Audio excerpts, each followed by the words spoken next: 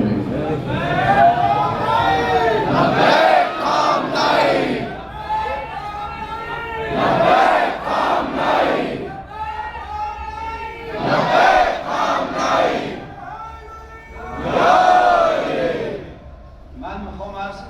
اگر اون زمان سید الشهدا کسی نبود کمک کنه، زن و بچه سید الشهدا رو اسیر کردند و از عراق کربلا با دست بسته بر روی شتران اسیر بردند به شام و شکنجه کردند، ولی در این حال امروز همه لبیک یا حسین میگند.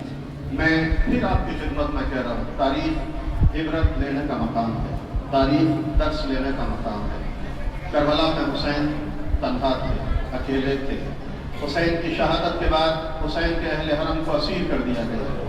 करबला से लेकर कूफे से लेकर शाम तक अहले हरम को कशा नंगे पीर ऊंटों पर बिठाकर आजाद और तकलीफें देते हुए इस काफिले को गुजारा गया। कल हुसैन तन्हा थे, हुसैन के अहले हरम को असीर किया गया था, लेकिन आज हर आजाद इंसान हुसैन की आवाज पर लब्बैक कहता हुआ नजर आ रहा है। وقتی اومدن پیش یزید این شعر رو خوند، سر سید الشهدا مقابل اوست، گفت لعبت حاشم